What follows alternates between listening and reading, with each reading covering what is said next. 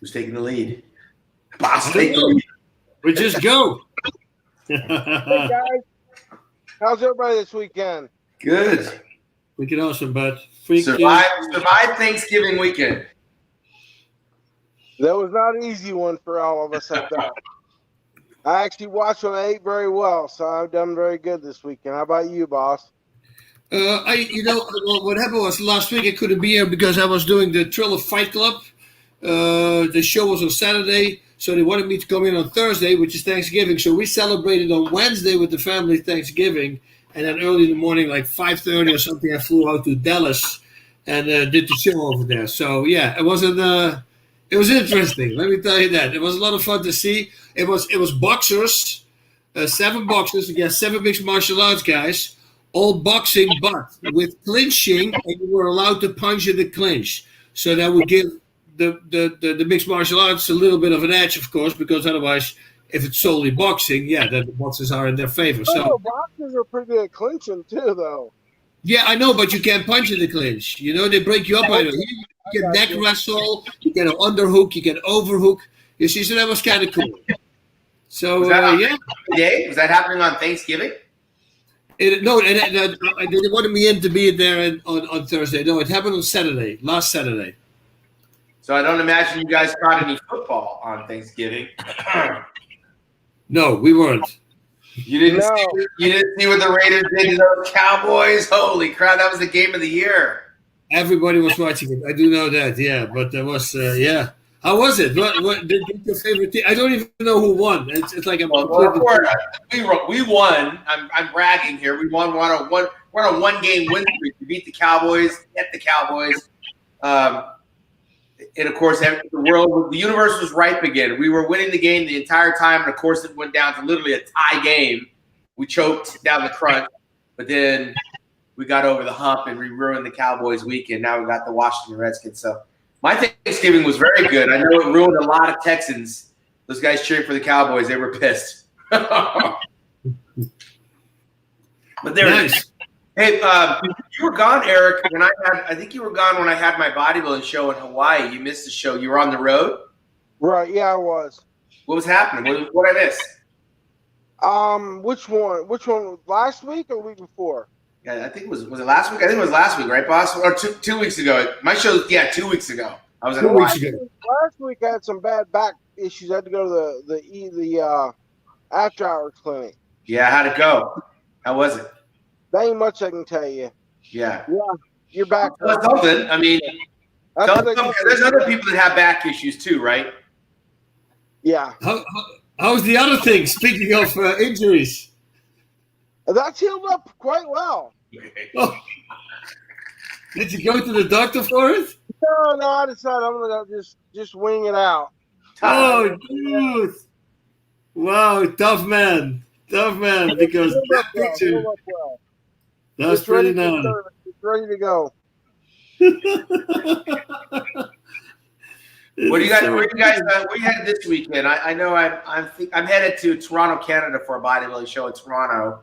One of the last pro shows of the calendar year in Toronto. What do you guys have coming up? Well, I'll be up in Smoky Mountains the next 3 weeks pretty much till Christmas. There's a big market up there I set up at and meet and greet people and just it's a really cool time up there when I go up there. Well, where's the Smoky Mountains at on the map? Tennessee. All right. Boss, are you done traveling for the year, boss? You done? No, I'm traveling. I'm done, but I'm going to Los Angeles for a breathing class. You know, I do there's breathing classes with Dr. Belisa Vranich. She's a world-renowned breathing expert, and one of her students, Crystal, is going to do it on Sunday morning. So I'm going to go over there and take it. It's like 2 hours, and it's a freaking workout. You'll be sweating, and you're really training your breathing muscles. So looking forward to that. Yeah, it'd be interesting. I started working out my younger daughter, my 16-year-old. The first time we take her into the gym, the first time I took her to the gym, she threw up. We did legs. I picked up the pace. I did a lot of repetitions, and she threw up. And I was just like, okay, you done throwing up? Let's finish the workout. And she did. And then the next day we go back. Her legs are super, super sore. Mine are too. And we train our chest. And literally at the end of our chest workout, we're doing leg stretches and we're doing body weight lunges. And I feel like I pulled my hamstring. I stepped forward. I'm like, ah! Then it was my turn to be on the ground.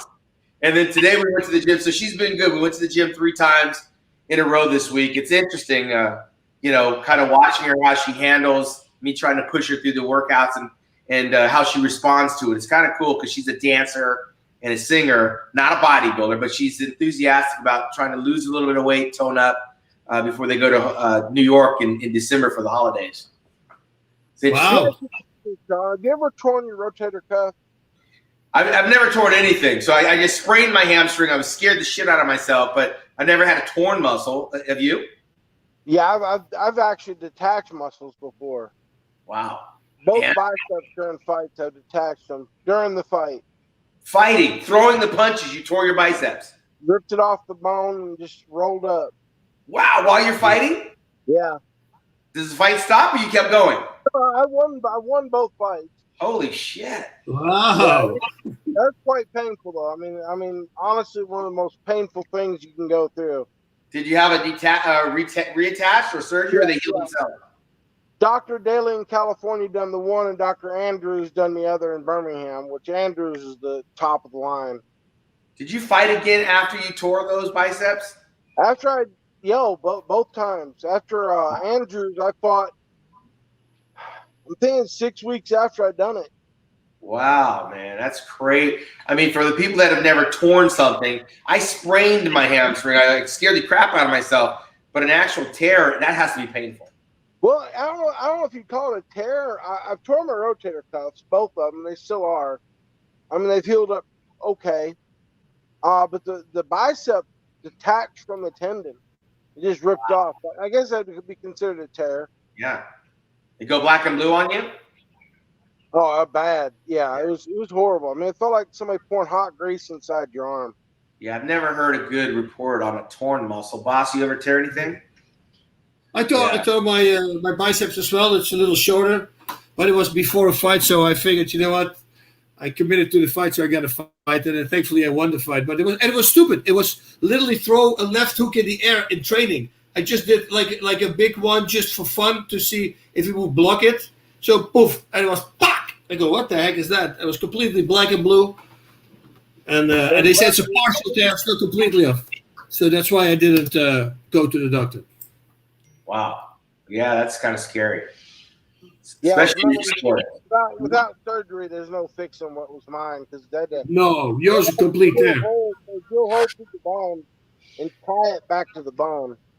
Yeah, but that's amazing. You continued after your career. I mean, for a bodybuilder, a lot of the athletes, it's over. Although we did have 2 Mr. Olympia winners, Dorian Yates and Chris Dickerson, that both went on to win the Olympia after they tore their biceps. So it's rare, but they were able to do it. wow, Yeah, that's crazy. And Kevin Levrone tore his pec. He went on to have a great career after he tore his pec. He got 3 first runner-ups in the Olympia after he tore his pec. But for a lot of them, it's a career. It's over. Rich Gaspari tore his pec. It's pretty much over. Barry DeMay from Holland tore his pec back in 1990. His career was pretty much over after that. So for bodybuilding, it's a different look. It's very hard to come back from. I know we're waiting on Rick to come in on this thing, but I know he said you were going to be introducing our next guy. He's logging in now. I don't think he's backstage yet. Oh, okay. Oh, but Rick is logging in, he says. I'm just getting it there. Well, Tom Howard's been a friend of mine for a long time. He's pro wrestled. He's professionally fought. Movie stunts. He's done all kinds, a little bit of everything. Hopefully, he can fill you in a little bit more because I'm more of a friend of his than a fan. But he had a huge following in Japan, also wrestling. You fought him as a wrestler, not a boxer? He was an MMA fighter, but he also done professional wrestling. Yeah. And trained wrestlers. I mean, he's very talented in the wrestling. He helped with the Hulk Hogan show also. Oh, wow. He was the main instructor there. Okay. Now, did you fight him? Actually, we fought one time. How was that? Take us back. When and where? Extreme fighting. Well, I beat him, but I mean, it was With a neck crank. yeah. Was that MMA fighting? MMA? Yeah, Wow. Wait, you fought him twice? yeah, I did fight him twice. Yes, you missed with an arm lock, and then you fought him 2 years later. You fought and you win with a neck crank. Hey, Rick, it's about time. All right, Rick, guys, I'm so sorry, and I almost didn't want to come on. I was enjoying watching you guys. You guys have gotten so good at this, but at least when I come on, it makes you all better looking. So I'm at it. Yeah, we were admiring the top of your head. We were admiring your bald head. There you go. It's a chaotic day here. Hey guys, good to see you, and thanks for being forgiving of my inexcusable tardiness. Thank you. I know you were about to bring Tom in. I heard you doing the intro. Rachel, John, do not pop Tom in yet. Why don't we complete the intro and bring our guest on? Bean, should we do that? Well, go ahead, Rick. You can finish it off. So Tom Howard is an incredibly interesting guy. He's one of those guys that Hollywood would call a multi-hyphenate. If I know Tom, he's going to take that in some sort of perverse interpretation. But what multi-hyphenate means is this guy does a lot of things, as Bean started to say. He's a pro fighter late in his career, pro wrestler, possibly the #1 trainer in the history of the pro wrestling business for the stars that he started.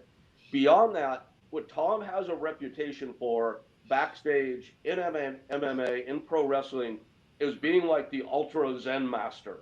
And when you see Tom, he's a pretty scary looking dude. He's got, his face is all scarred up. He's got that look. He looks like the evil Drago. But if you know him, He's definitely a bleeder.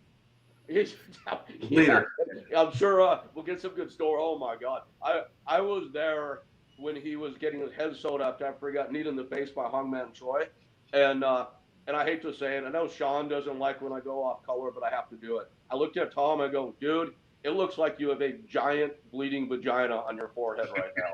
It was like the nastiest. One of those.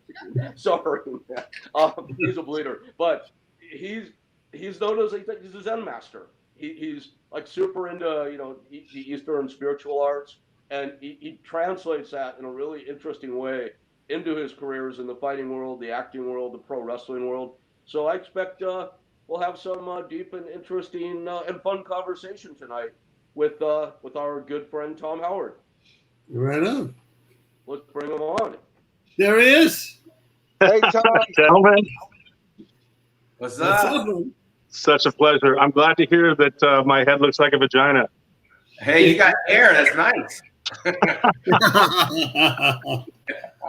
Yeah, it's like a 70s vagina. Yeah. Give it back a ways. Hey, Tom, where are you calling in from? Where are you? I'm in Orlando, Florida. Okay, I'll be out there in 2 weeks for the national championships. You live there? Yeah, look me up, man. We're out here. My wife is in the WWE, so we're out here for wrestling. Oh, great. Well, if you're available, I'd like to come check out some bodybuilding. I'll make sure we get you some tickets. Absolutely, man. That'd be great. The reason I brought that up was that's where I won my pro card, not in Orlando, but the American National Championships. I competed in and won back in 1987. That was the 5th year they ever had it. Started in 1982. Lee Haney won the first one. He's won 8 Mr. Olympias, one of our most decorated bodybuilders. But the Nationals is like the starting point for the pro career for the bodybuilders. And then you have the USAs, and in the old days you had the Universe. Those were like the 3 ways to get to the IFBB Pro League and on to the Mr. Olympia. So we're celebrating our 40 years of the national championships. It's right there at the Orange County Convention Center. I'll definitely, if you're available, I'll get you tickets. Come on out and check it out. I want to learn more about you, though, Rick. Oh, I'm a big fan of yours. I think that you were robbed in both '94 and '96 by Dorian Yates. I have to tell you right now. Thank you.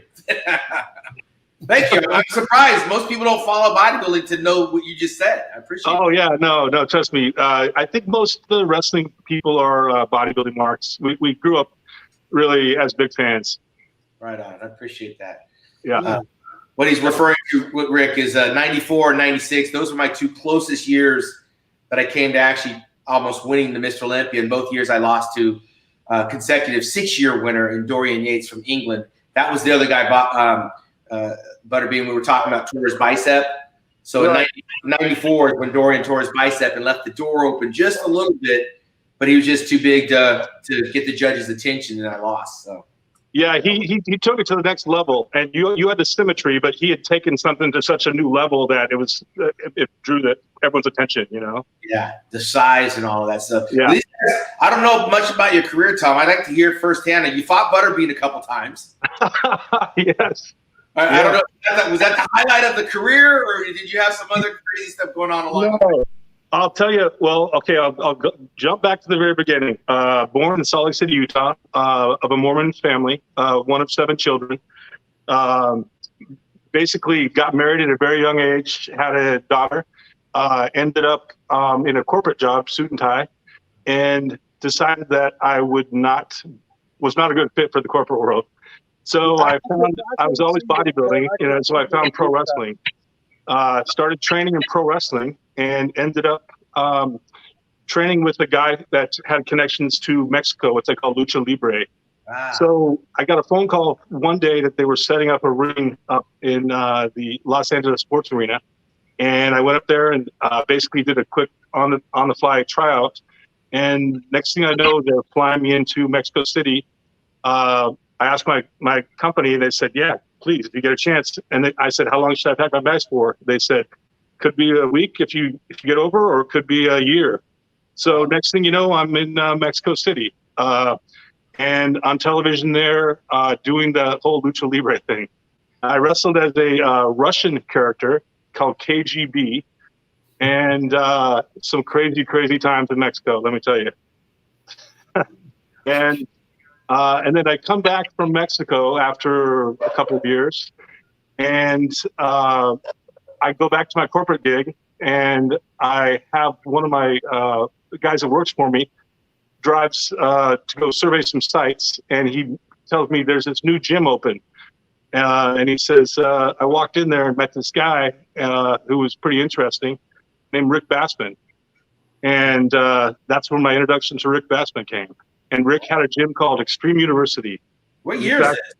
God, Rick, what would that be? Is Rick on there? 98, 99, maybe. I'm pretty bad at years, but right about that. Yeah. So that's where the dangerous duo of Tom Howard and Rick Bassman was born. We started. He wanted to, at the time, UFC. Most of the fighters, like let me see, Kevin Randleman, Mark Coleman, Mark Kerr. I want to say you came down for a couple of things, if I remember correctly. Mm-hmm. But the UFC was basically at the point where I believe John McCain was shutting down the UFC. And so all the guys were trying to get over to pro wrestling. Yeah. And so Rick started to train a lot of the Ultimate Fighters. And of course, I was the head trainer there at that point.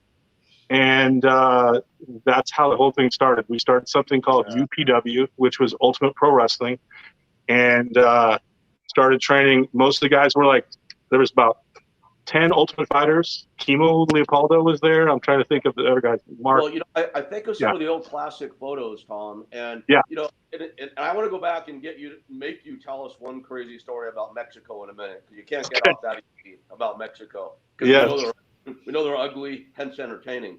But lots of stories. UPW, I mean, Ultimate, we stole the name from Ultimate Fighting Championship. So that's what we're doing back then. And if you look at matter of fact, UFC sued us over that years later. And Dana let us out of the suit personally when he found out the company was suing us. So we always had a nice relationship there. But man, like Shawn, if you look at the old photos, you'd see Tom and his tag team partner, Hank Hill, up front, who was probably the biggest human being on the planet at the time. You know Hank, of course. Yeah. And then there's, Kimo Leopoldo, Tank Abbott, Mark Coleman, Mark Kerr, Paul Dolet, Chris Cormier, Aaron Baker. And that's where the freak show began. I mean, Andrew Bernarski at the apex of his career. But Mike O'Hearn, John Cena. I mean, that was a place in time that will never be replicated again. It was the ultra human freak show, but in a really, really cool way. And that place in time you're talking about is 98, Rick? Are we in 98, 99? Well, yeah, I mean, we had about a 6-7 year run, but at that 98, 99 was when that whole group first converged there. Sylvester Turkai, I might be misstating this, boss. I've told the story 1,000 times over the years, and boss is now probably going to tell me I got it wrong. Matter of fact, I was talking to Rulon Gardner yesterday, and and boss, we were talking about you. I know that you guys are friends, and we're talking about Sylvester Turkai, and not many people know Sylvester, but I remember Sylvester training in our school one day, and pretty much having his way with Coleman and Kerr, who were the top two heavyweights in the world at that time. And unless I'm mistaken, boss, I think you met him for the first time, and you said, "Look, if that guy fights, no one's going to beat him." That's kind of what I remember at the time. Because he was an animal, and he's huge, also, right? I mean, and an NCAA Division I wrestling champion, and just a mountain of a human being. But the point being, Sylvester at that point in time was just like another one of the guys. We had the craziest crew, I think, in the history of the planet. It was wild. Yeah. What is he doing now, Sylvester? Sylvester he's one of the few guys that, unlike Tom and I would go live hard, man, when we were on the road. And Sylvester would stay in his hotel room, and he always brought his own little portable stove. We used to, because he wouldn't spend money. We used to joke that, like in Japan, if there was a missing poster, like a Japanese person, that he's probably being cooked up on Sylvester's stove in the hotel room. He was an odd guy, man. He was nicest guy in the world, but very odd. He saved every penny he ever made. He bought a property outside of Pittsburgh. He has a little cabin with a lake. He stocks his own lake. He has his own rowboat. He rows out on his own lake and catches his own fish. And then he goes and sells cars for a living. That's what Sylvester does now. Like Dexter, basically. Tom, I'm interested, Tom, when you said that, you're from Salt Lake City. Yes. The moment comes, and now you can go to Mexico. Yes. Do the whole, what is it called, Nacho Libre? Lucha Libre, yes. What are they paying you? I'm sorry, Shawn. The money's not great. Jack Black for Nacho Libre. I just wanted to throw that in there. Oh, you did? Yeah. Later on, I trained Jack Black for the movie Nacho Libre, so that's where the confusion comes. The money's not great. I want to say like $1,000 a week or something. And the funniest part is they give you the money in pesos, and then you had to run to the bank and switch it over to US dollars. And then I would buy the magazines that I was in and put the money in the envelope, in the magazines, and then FedEx them home to my wife. And then what I didn't realize is in some of the magazines I was busted open, so my head's all bloody. And so my wife didn't realize at the time, and so she opens the magazines and she shows my kids this pictures of me with my head just destroyed and kids were like scarred. They tell me to this day. It's kind of funny. That's crazy. So crazy story. Mexico, for example, when I first got there, they told me I was going to wrestle this guy named Perro Aguayo, who's a legendary guy. And they tell me I had this hammer and sickle belt buckle. And they said, we're going to have you bring him out, and we want you to act like you're going to present him with a lifelong achievement award, and you're some sort of, special guy from Russia. And then once I, brought him to the ring and acted like I was going to present him with this thing, I smashed him over the head.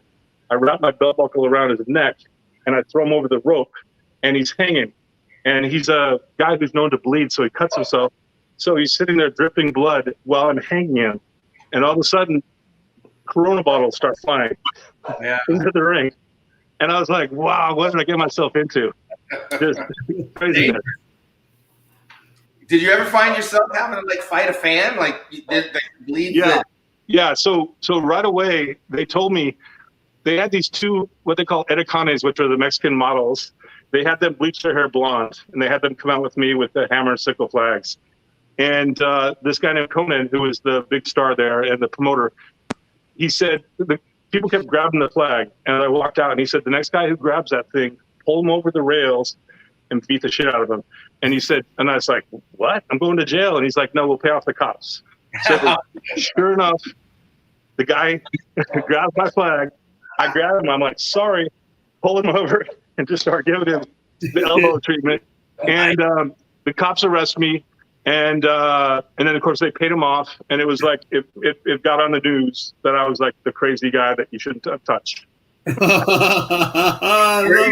Are any of that stuff on YouTube? I know that was in Mexico, but are we able to see any of this stuff? Oh yeah, it's online. Yeah, it's called AAA Lucha Libre. It's like the top, I don't know, 3 or 4 promotion in the world. It's huge in Mexico. Like once I started on television there, I couldn't walk down the streets without having people pull over taxis and start screaming and yelling. You know, you really quickly realize you don't want to be famous, especially infamous. Yeah. Well, they in Mexico. I mean, we've all heard the stories about someone's grandmother who still thinks pro wrestling is real, and you know that those days have passed in the U.S. for the most part. But Mexico, man, I it's don't know, all- Rick. I've been to Ringo, Georgia. Trust me, it hasn't passed. Yeah, Ringo Church. excluding the deep south, with all respect. Yes, right. That's a different country though, Bean. But in Mexico, man, it's like part of their culture, Shawn. They worship pro wrestling. Pro wrestling in Mexico is 10 times bigger there than it ever was here at its hottest point. And what about when you wear the mask? I mean, do they recognize? I mean, because you have to have the mask, right? Or no? No. So here's a funny story. So normally you start with a mask and then you lose the mask and then you in a match, they call it mask versus mask or hair versus hair. So when I first get there, they have a mask created for me, but whoever done the sewing did the hammer and sickle backwards. And so as soon as I looked at it, I showed the boss and I was like, I can't wear this out. And the guy like takes the seamstress and hits her in the head and goes like, oh. And then he's like, just go out the way you are. You know, I looked at the time, I looked very much like Dolph Lundgren from Rocky V. So I didn't start with the mask. No. Wow. Yeah, if you look at Tom's old promo photo from his KGB days, he and Dolph Lundgren looked like they were separated at birth for sure. I mean, there was a reason. How tall are you, Tom? Are you tall? Am I tall? Yeah. I'm 6'4". Okay. Yeah. Wow. 6'4", 270-ish. Wow. Okay. He's only 3 foot taller than Rick. Hold on, my math isn't very good. 3.5, but who's counting, Bean? I want to hear about the match with Butterbean. So Butterbean's the king of the 4-round fights, right? You guys are doing an MMA fight, or was this Yeah. No. I did some MMA stuff. Well, here's a funny story. So when I first met Butterbean, we were in England, and I remember him and his wife. I only remember this because it's a very funny story. Him and his wife had bought a big bottle of absinthe. I can say this, right, Bean? Oh yeah, definitely. What is it? Bean doesn't edit. Bean will. Okay. I was like, wait a minute, am I gonna get someone in trouble here? A bottle of what? Yeah, they had bought a big bottle of absinthe, and we were at a TV show together. Remember when we were at the TV show there? Yeah. And I think you mentioned to me, you said there's a fight coming up, you know, at my house, my hometown, and if you'd like to come and fight me. And I said, I'll do it. I said, but you got to share that absinthe with me. And so, sure enough, Is that alcohol? Is it out? I don't know what it is. So sure enough, a couple months later, he flies me out. We did a fight, cage fight in his hometown. He was kind enough not to knock me out. He was kind enough to choke me. But I did give him a flying tea bag. Remember when I jumped up and almost caught you with that knee? That was a great. I got that photo somewhere. It's a great photo too. Yeah. Oh, it was on the cover of something like Casino Weekly. Yeah, it was. Right. Tom, I'm trying to figure out what was the bottle called again? What is it? Okay. Well, So absinthe is alcohol, Oh, but Shawn, it has wormwood in it. It's It like has a what? hallucinogenic. Hallucinogenic alcohol. And like if you ever saw the movie Moulin Rouge, because you know we like to talk about musicals here on Talking Tough. If you ever saw Moulin Rouge, when all the fairies like sprout their wings and start flying around, that's under the influence of absinthe because it gives you strange hallucinations like that. There's another movie that was in the fairies were chasing them. Another great thing was the fairies chase you, Bean. I've had fairies chase me. The referee, Herb Dean, was there to ref our match. And I remember Bean had some sheriff deputies there who were good friends, and we hung out. And Herb Dean said something about one of their tasers, and the deputy says, "You can tase me if you like." And we were joking because this is like in deep South Alabama. So it's like the first time that black guy ever tased a cop and didn't get shot, right? Well, that was one of the greatest nights. You guys haven't lived until you've gone to Jasper, Alabama for a Butterbean promoted MMA event in a rodeo arena. Oh yeah, in a horse arena with a dirt floor, but great crowd. Manure. It was. Right. And but it was great. It was like one of the most fun events of all time. And those cops, I mean, they were about as white bread as you get. And when they walked into that locker room, Herb actually he kind of overdid it a bit, but he was frightened. And if you remember, later that night we went to if you're with Butterbean, you're going to the strip club. That's how it works. And I know Libby's right there, so anything's cool to say. Libby probably went with us, I'm sure. Libby's the coolest wife ever. And the cops were there. The cops actually drove us from the motel to the strip club, and they're standing up in the VIP area. And we said, "Hey, can we buy you a drink?" And they're like, "Oh no, we're on duty." But 2 hours later, those were the two biggest people in the whole bar. Of course they came back. Tom, besides MMA fighting, was there any other type of fighting that you did? Well, yeah. So I got an offer to contract. So I wrestled in Japan for, I'll fast forward a couple of, just so it has a chronological order. From there, Rick and I got involved with WWE and became a wrestling territory for them called UPW Wrestling School. That's where we trained John Cena and a lot of the top wrestlers in the world. And so WWE signed me to a development deal, and I went on the road, pretty much wrestling. You guys had him on your show, Kurt Angle. I've watched most all of your shows, which I think I might be one of your biggest fans. So I wrestled Kurt Angle almost every night, three nights a week for about a year. And then my contract came up, and I ended up going to Japan. And I wrestled in Japan for maybe 5 years. And then what happened was K1, K1 is like Pride. There was two big companies called K1 and Pride.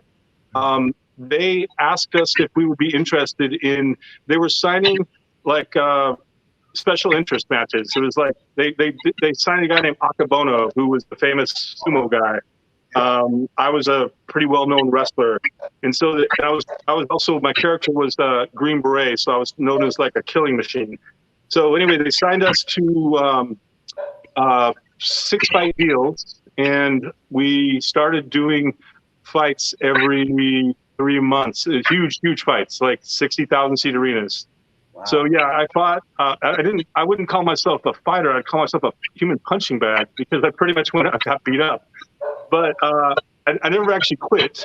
I knew that the only thing you could do, the only thing I was in control of, was to go try to fight as hard as you could. And then, hey, you get knocked out, no worries. And you can't show fear, and you can't quit. So it's real fighting, like not really scripted, right? No, 100% real fighting. Yeah, no, I collected about 30 stitches. This is K1, which is world class, and Boss was commentating for Pride at that point. And Boss, you remember the big New Year's battle, of course. There were 3 shows. There's 4 major TV networks in Japan, and at the apex of MMA's popularity there, on New Year's Eve, 3 of the 4 networks were airing live MMA shows, head to head against one another. It was an amazing time, and they would do Super Bowl like ratings, no exaggeration. It was off the chain. And so Tom's fighting debut was, Osaka maybe? The Osaka. Yeah, it was K1 Dynamite. It was New Year's Eve K1 Dynamite. In front of 60, 70,000 people. Yeah, it was the first ever. I think it was 91,500, right? There was K1 and Pride. It was outside. Yeah, huge event. 91,500. So the highest Tom's first fight was against Christophe Madou. I mean, it's a real guy. You know Christophe, I'm sure. And Tom, I have to say it, man. You had him, and I still think, the night before we went out to the Hard Rock, and we're having shots, and Tom said, "I'll have one," and but you're fighting tomorrow. One shot won't hurt. And that made sense. I don't know how the 6 or 7 shot fit into that equation. I still, you had him, man. That was amazing. Well, here's the funniest part about fighting. When you're a pro wrestler, there's part of the art of pro wrestling is learning how to stop your punches on the skin and stop your kick on the skin. And so you do it, and when you're used to doing it in a big arena, it becomes second nature. And so when you actually have to do it and follow through, your body doesn't want to do it. It's not prepared to do it. I'd done that for 15 years of my life. And so I really couldn't follow through with the punch. Maybe if I'm angry enough in a real fight, yes. But in that environment, like literally, I'm just almost like throwing work punches. It's horrible. It's like the worst feeling ever. You feel like you're drowning. Tom, I'm curious, and I'm sure a lot of other people are too. I don't know how the pay structure is, but when you're in an arena with 60,000 people, like clearly the fight has to be agreed on. You agree on whatever money that you're willing to fight for, or whatever money they're willing to pay you. I don't know how it works. Are you saying, hey, I'll fight for 20 grand, or are they saying, hey, we're going to give you 20 grand? Like, are you able to have any say in what you're going to get as a fighter going in? Because again, you're maybe 60,000, and then they put it on TV. I mean, how do you get to that extra money, or you don't get to the extra money? It's much more than 20 grand. Oh, I just got real lucky with my deal. I think it's because of my super agent, Rick Bassman. But they would give us a monthly stipend training fee, which we won't discuss. And then they would give us a per fight fee. But, I was able to live on the beach and drive a Mercedes. We'll just say that. Yeah. But you don't get any of the extra money. Like if 60,000 watch or $1 million, do you get to tap into that, or is that all structured? No. Oh, no, I'm sorry. You're talking about back-end points. No back-end, no points. No. They do that now? Do they do that now or no? They do. UFC definitely does it, but they only do it with certain people that have the right people to negotiate those deals. Yeah, they're very secretive with what they pay to their fighters, the UFC. Oh, yeah. There's a lot of people making multi-millions now, but just barely. Yeah. And it's really just the ones still, like, it is a good number, but the guys that get the points are the ones that are on top of the card these days. So it's the big draws, the ones that actually people want to see. Mm-hmm. The big names are the ones that do that. Yep. Yeah. Are there still opportunities for those wrestlers to do things outside of those contracts? Like you get paid to fight. If the fight's over, are there ways to make money outside of that other than being a coach or a teacher? Are there sponsorship deals for these fighters? Yes. So while I was in Japan, I did a variety of TV appearances. I was in maybe 5 video games. I had a merchandise deal. I had like one of the top selling shirts. So you get paid for that kind of stuff as well. Yeah, you did movies there based off your name. Yeah, all kinds of stuff. Were those movies in Chinese or Japanese or? Japanese. Oh, nice. So you did. I think you did one in Thai also, didn't you? Or two? I think you did a Thailand movie also. Something's happening. It sounds like everyone's a robot now. My phone's not picking up. It's like everyone's speaking like in robot talk now. Me too. Am I a robot? Someone talk to me. Let me hear if it's a robot. Okay. It went back. It went back. There you go. Are really good to you. They treat you well. They did me anyhow. Oh yeah. It's wherever you fall on the food chain. If you make them money, they take very good care of you. Did you fight over Osaka, Japan? Is that what you said, Rick? Osaka or Okinawa? Well, we were in all of them at one time or another. I think that first Korea. one, I could be wrong. Yeah, I remember the Korea fight, of course, in Seoul. I think that first was Osaka, but the places to go there, they have big indoor dome stadiums there, Shawn. So you have Osaka Dome, Nagoya Dome, Tokyo Dome, and they're just and I'm probably missing some domes, I'm sure. But I'm just sure because he said he started in Mexico, right? So at some point you started getting these stamps in your passport. What did your family and friends think? Well, like you just disappeared because you're going to these different countries. How are you even keeping relationships? It's not easy, and that's why I have been married a couple times. But it's just the reality. It's a selfish existence. I'm sure bodybuilding is the same way. We all know the reality of us as human beings. You have to be selfish, and you generally don't figure yourself out until you get older. And so at the time, I wasn't horribly present. I was doing what needed to be done because, trust me, there's 20 guys or 100 guys or 1,000 guys in line waiting for you to fall so they can jump in. Yeah. So you do what needs to be done. You send the money home. You get back and forth as often as you can. I would come home maybe 4 or 5 days and then back for a month. And that's just how it worked. Wow. Yeah, it's like being in the military. I mean, I remember coming up, my mentor, John Brown, had started, he said, the one thing you don't want to do is get tied into a relationship.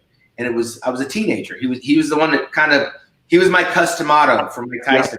Yep. And I remembered that, and I hung on to it, and I waited until my entire bodybuilding career was over before I decided to settle down. It kind of served me well because I didn't realize the reach, how much I was going to be away, and how selfish it actually is, and how hard it is to try to please people when you're not there. You're on the phone. My buddies were racking up the phone bills back then. You didn't know how much it cost to pick the phone up from England to America. And so you check the hotel, you go to check out of the hotel, and it costs more than your plane ticket. The phone bill does. Oh yeah. Yeah. Yeah. I mean, for me, I got it early on to wait until my bodybuilding career was over before I kind of settled down. It served me well in hindsight. But some guys are like you; they were trying to keep it together and send the money home. It's a hard balancing act. Yeah. Not to mention, you got a weird thing like in Japan. You got the Yakuza who they sponsor you, and so I had this guy named Dr. Watanabe who was my sponsor, and he apparently owned a chain of hospitals, which is, I'm still confused as to what that means. Yeah. And so I would come to town. He would send this model over to pick me up, and then everything was always paid for. Yeah. We would go to different places and almost like make a show up, take a picture with people, hang out, go to different it's very bizarre lifestyle. So you're put in a lot of very awkward situations there. You just have to roll with the punches. And then come home and try to adjust, right? It's a tough adjustment in the real world. Shawn, let me jump in if you don't mind. Thanks. I'm looking at Boss right now, and Boss is having this reaction like, wait a sec, I'm Boss Rutan, but I didn't have that deal. So I'm wondering, Boss, was your experience similar to what Tom is describing? Oh yeah. They come pick you up, and you eat the weirdest things. I mean, I was talking about it last time, I believe, and I wish they would have told me. I was eating this triangle thing, and they didn't say what it was, but it was a shark fin. Later on, I found out, and I said, if I would have known that, I wouldn't have eaten it. Now, okay, I ate it, and it was done. But then afterwards, also they went to dog fights, and there were more fighters there, and they go, "You're not coming?" I go, "No, I'm sorry." So they have these weird things that they do, but I've never had a problem with them. They've always been very nice, very respectful. So it's not like a gang or something. These guys are, like selling drugs and all that stuff. That's below them. That's how they see it. They just real estate. That's where their money is. Well, and in big things like being in the businesses that we come from, and I'm sure. And Shawn, I want to go back to Shawn and wonder if this is the same in bodybuilding, because in pro wrestling and mixed martial arts, especially when you're traveling in foreign lands, it's oftentimes sponsored by or sometimes even run by organized crime. Yeah. And I found that in Romania, in Russia, Japan, of course, Mexico. My experience always has been, as long as you're not in their business, they're the greatest hosts you can ever have. Well, a lot of those sponsors, they want to be surrounded by some good athletes, right? I mean, we're like trophies. It's like I saw a thing. I think it was Mariah Carey, like one of the sultans of Brunei or something wanted to come over and sing some birthday songs to one of the kids, and she's going over there like $1 million to sing like happy birthday to his son. So you get these people that are wealthy, and whether you're a high prize fighter or a top wrestler or even a bodybuilder, it's kind of like they roll out the red carpet. They have some girl pick you up at the airport and show you around the town, and then you're training like you're like a thoroughbred. You're eating the best food. They're giving you cash. And you get used to that, and then you got to fly back home, which is the real world. And it's really not, because you can't wait to get on the plane to go to the next trip to have that similar type treatment. Yep.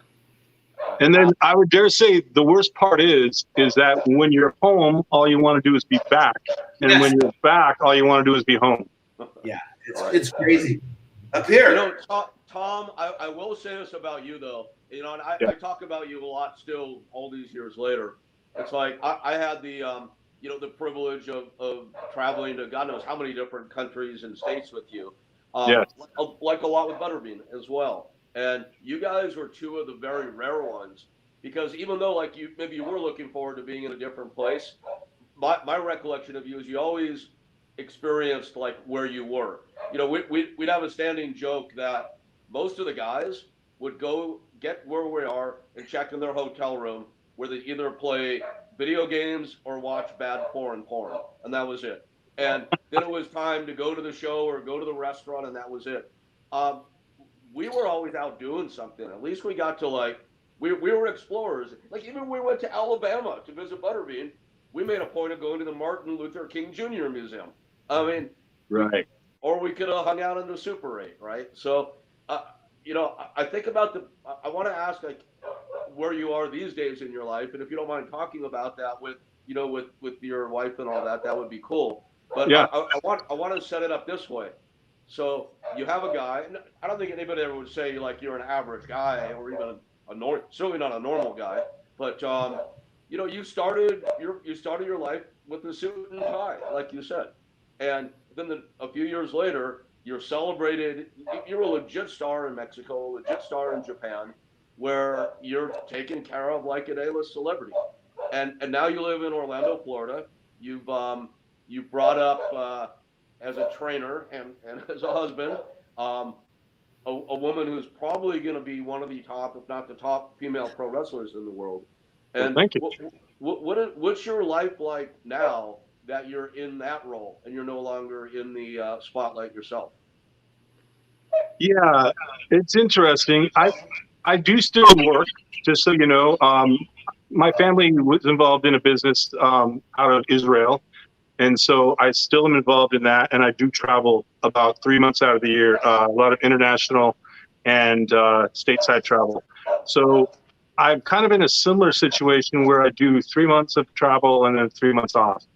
So when I'm home, I still get to be like a normal person, and you find yourself trying to force yourself to go to the gym and be just a good stand-up human being. My wife is now just getting a lot of momentum from WWE, and we live right near the place where they film. So I help her on a daily basis with what she does. And as far as the ego is concerned, the ego was put away a long time ago, because it gets big, and you realize it doesn't serve you at a certain point. Like you read Eckhart Tolle, The Power of Now. I had to get to a point where I could be present, because I wasn't present for so much of my younger life. And I think one of the things we're all able to do, because we've all done some interesting things, you guys much more than I have, is look back and realize how much I should have appreciated those moments and how much I wasn't present during that moment. It was always about what was the next thing, the next meal, the next girl, the next drug, the next drink. So I think one of the big things that I do now is slow down and really appreciate every moment for what it is, as much as I can. And it's process. It's a daily process. Yeah, we talked about that, Tom. We've had a lot of deaths in bodybuilding, not just bodybuilding, just across the board, 50 years old and up. We lost Dave Draper yesterday, 79 years old. But damn. The longer we live, the more people are going to disappear, right? And then we're going to be the people one day. So slowing down, that's a huge observation, because as these people are disappearing, I'm slowing down. I'm trying to be more present in everything that I do. Everything comes with age. Yeah. And it's funny. I remember I've been a big fan of Boss Rutens forever. And Boss, I don't know if you remember this, but I was actually there at the Price Oil Oil golf tournament when you almost got in a fight with Brian Urlacher and his brother. Yeah. Boss getting fight unsanctioned. It No. was a real deal, man. Boss had this CD. If you don't mind, Boss, do you mind if I say it? No, tell. So Boss had these CDs of him singing the El Guapo song or something, and he wanted the DJ to play him, and so he was like jumping around all crazy. And if I remember correctly, he like jumped on Brian Urlacher's brother's foot or something like that. And then like they started like trying to fight with him.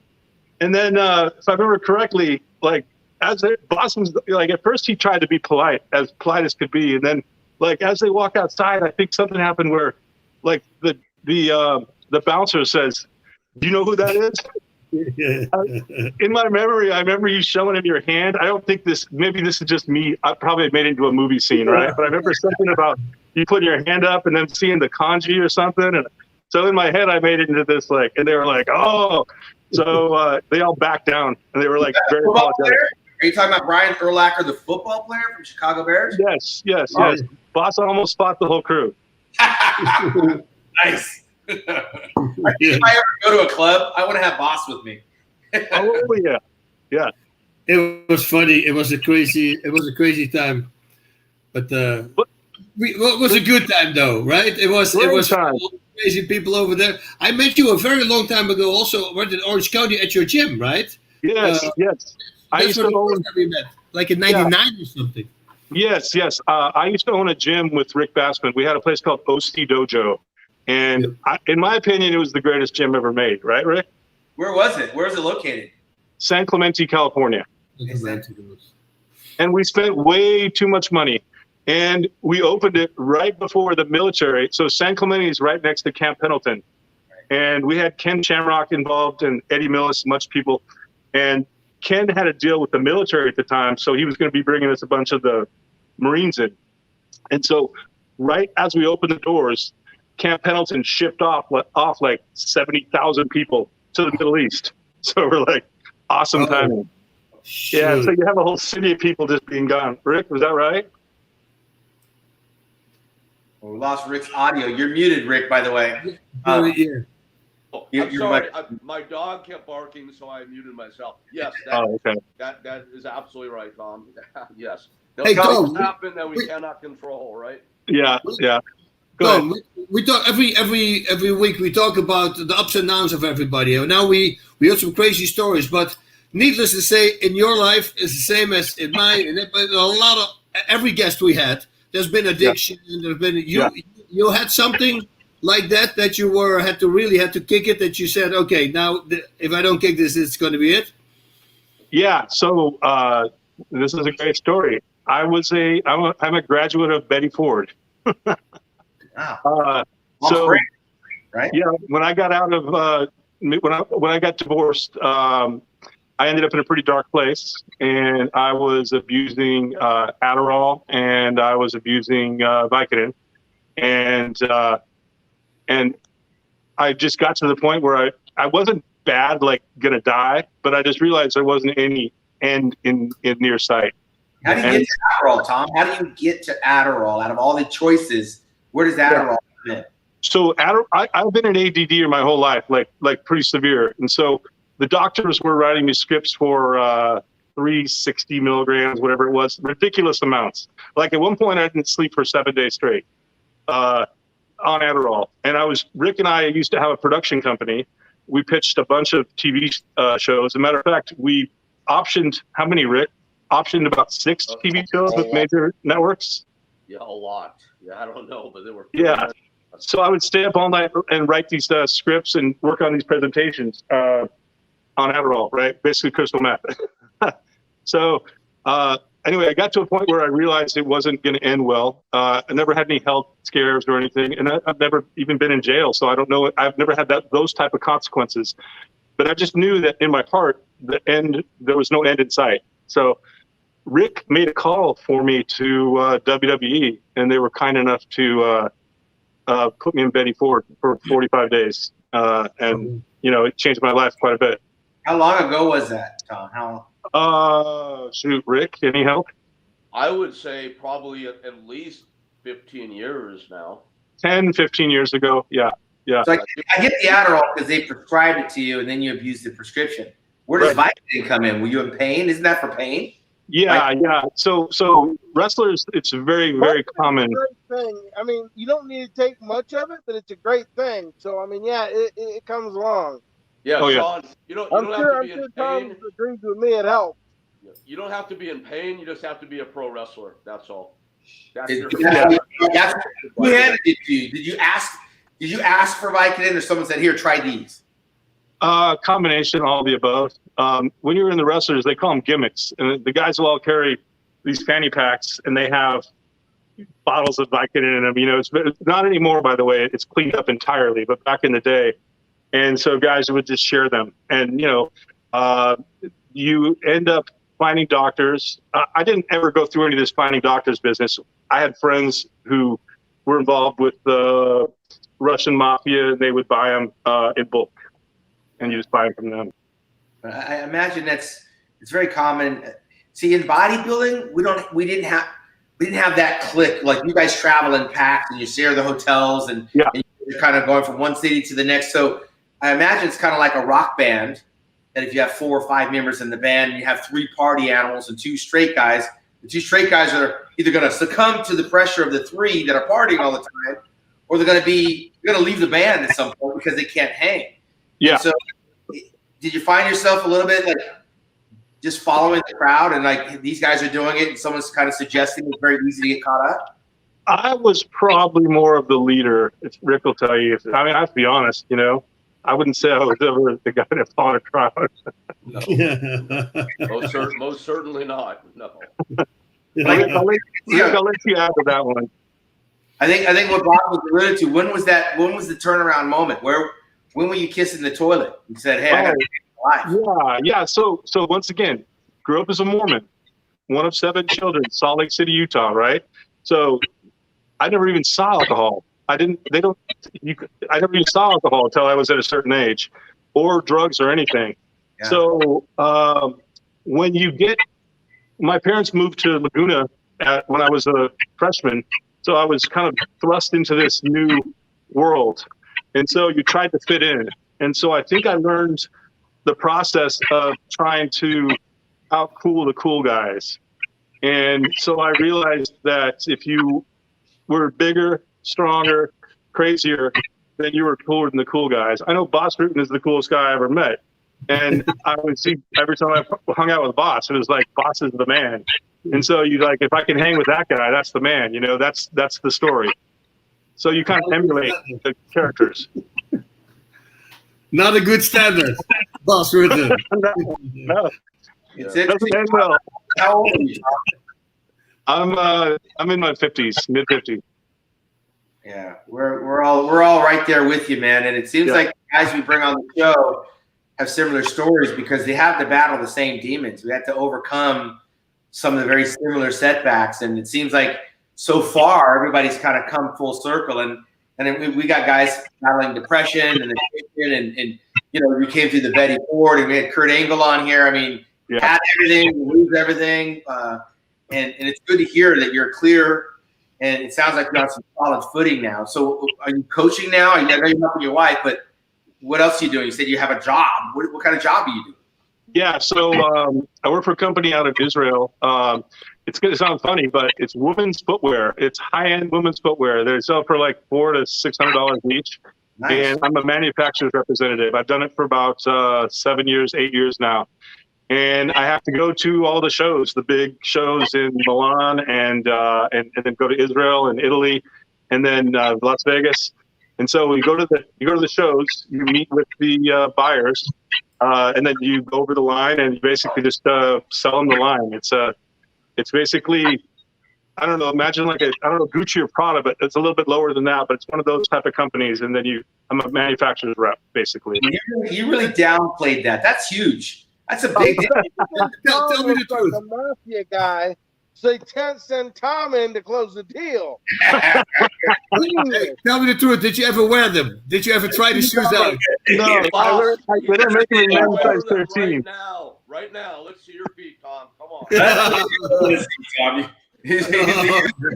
He came prepared. That is a whole other chapter. I mean, that's a whole nother life, man. From the ring to the high heels. So Yeah. you got to have a pretty good eye on that stuff, right? I mean, you got good taste with shoes. I think so. It's cool because it's sort of a rock star job. You know, we talked before about the ego, and you say, what do I do after this? Because you can't be famous forever. Like boss is boss. I mean, you transcends everything. Butterbean's Butterbean. You're you. You got the supplements and everything. You guys are all famous.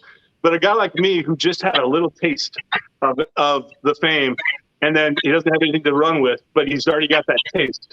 Yeah. I still get to sort of be a rock star because I go to the shows and meet with the people, and they all wine and dine people, and you get to sort of be in something cool. Yeah. Because, anyway. Yeah, that's huge, especially for a former athlete used to the sound of the applause, right? When the applause is gone, yeah, it's hard to fill that void. Sometimes kids will do it or family will do it, but it's still nothing really matches the round of applause. But you're able to travel, you're able to see things from a different angle. You don't have to be the superstar in the room. That's really cool. Plus, I think you're a big hit. I think you're a big hit with these people because you're a complete different person that they're used to, right? Yeah. I mean, 100%. They all take pictures and they pull up my videos of me getting knocked out, and they think it's amazing. And you're absolutely right, boss. That's what I said. You're kind of like a superstar, a minor superstar, I guess. Yeah. Whatever that's worth. I love it. It reminds me of was it Al Bundy when he starts talking about Polk High School when he's back playing football. Yeah. At least you did it. You've been there, you've done that. That's cool. Yeah, exactly. You gotta invite us to one of your conventions so we can see the shoe display, the models walking down the runway. Yeah, 100%. 100%. Italy. Exactly. Hey, But y'all gotta definitely, Shawn. Y'all gotta meet up when y'all go to Florida because you'll have a blast. Yeah, Definitely. I'll get your number When from you Rick. come to Alabama, I'll show you some crazy shit. Hey, I'm retired, Dean. I'm retired from all the craziness. You know what? I was lucky to go see Bean. I was driving cross country with my shoe samples, going to an appointment, and I look over to the side of the road and it says Jasper, Alabama, and I go, Jasper, Alabama, and I was like, Butterbean. So I didn't even call him. I pulled off and I go to I Google it and I find Mr. Bean's restaurant, and I walk in and I go, is Butterbean here? And his kids recognize me, and then sure enough, they called him. And Bean stopped what he was doing, and he came down to the restaurant, and we sat and ate. It was fantastic. It was such a pleasure. That is awesome. That's a beautiful story. You spent time in Laguna Beach. Do you still have family in Laguna Beach, Tom? No, but I graduated from high school there. That's kind of like my quote-unquote home. Rick and I ended up in San Clemente, which is just south of there, and that's where we had the gym, and that's where we it's our de facto home, right, Rick, would you say? Yeah, that's absolutely, yes. Yeah. Because I'm in Laguna. I live in Irvine, but Laguna's 15 minutes away, right? Exactly. Yeah. Awesome place. I'll look for you in 2 weeks. I'll look you up when I get out that way. Please do. That would mean the world to me. Awesome. Yeah, I'll make sure you guys have each other's numbers and all that for sure if you don't already. Well, man, Tom, it is great to see you. I've been wanting to have you on this from the day we started. And it feels like old home week. And I know you and Shawn and Ray just met, but you guys have hit it off like lifelong friends also. That's really he should have won the Olympia. He's my favorite. Shawn Ray, did you have over 30 shows where you placed in the top 5? I did. Only one show I placed out, and that was my very first Olympia. I was 13th in my first Olympia at 22 years old. And from my teenage to the retirement, it was only one time I experienced the bitter taste of defeat. So I spent the rest of my career trying to be number one, and I just landed in the top 5. Freaking crazy. Not that or short guy. Yeah, no kidding. Yeah. That was for the short guys. I was carrying the flag. I love that. Well, guys, we're gonna all have to try to meet up sometime. Tom, I know you hit the road every now and then, but by the good graces of Mr. Ray here, I think we're going to be doing Talking Tough Live at the Arnold in Columbus in March. And you should come out and join us, man. That'll be a good time. Absolutely. First week of March, Arnold Classic, yeah. It'd be a pleasure. It'll be something. Who wants to wrap it up? Bean and Boss, you guys have been very quiet tonight. Who wants to do a big wrap up for us? I got nothing. I was just really enjoying listening, and it completely total makes sense with all the fights that you did. I can, because you fought so many times that you cannot connect, and the automatic reflex is in real fighting is not to connect. That's bizarre. It's true. Wow. So Thank it you. makes total sense. So crazy because you did thousands of matches. It has to be right. Yeah. Oh yeah. Mexico. Many thousands. How many shows would you do in Mexico a week? You would say. Well, sometimes 2 a day, and you could wrestle every day. That's not all the time because you got to travel. But same thing in Japan, man. It's a lot of shows. I didn't ever keep track, but it's in the thousands for sure. Wow. Yeah. So crazy. Tom, do you lose touch with everybody? Like you went to Japan and all those places. Are there any contacts that you keep in that world now that you're doing the traveling with the shoes and all that? Well, Dr. Watanabe, my sponsor, died because he's a chain smoker. It's funny because all these Japanese guys, they die of mysterious causes. And you're like, oh, I'm wondering how these guys die of mysterious causes. But, they're all like tied into stuff. Yeah. And then most of the athletes know. Here's the funny thing about wrestling and fighting. There's only a small handful of us that make it out to be normal people. Right. Like there's just my friend Shawn Stasiak, who's now a doctor, one of my dear friends. He was a wrestler. I'm trying to think. There's a handful of guys that made it out as normal human beings, productive members of society. A good portion. My brother-in-law, Shawn O'Hare, committed suicide shortly after wrestling. It's not uncommon. Well, shoot, Shawn O'Hare, Butterbean, you fought him, didn't you? Yeah. Wow. Yeah. So it's not uncommon for that. So yeah, the old song. Yeah, there's that old song called "All My Friends Are Dead." I feel like about half of them are. Yeah. Wow. At least. Yeah, I mean, I don't know about you, Tom, but like I say it all the time. Life's too short. Tell everybody you love them, man. Tom, I love you, man. Thank you, brother. Love you too very much. Group hug. Group hug. Love.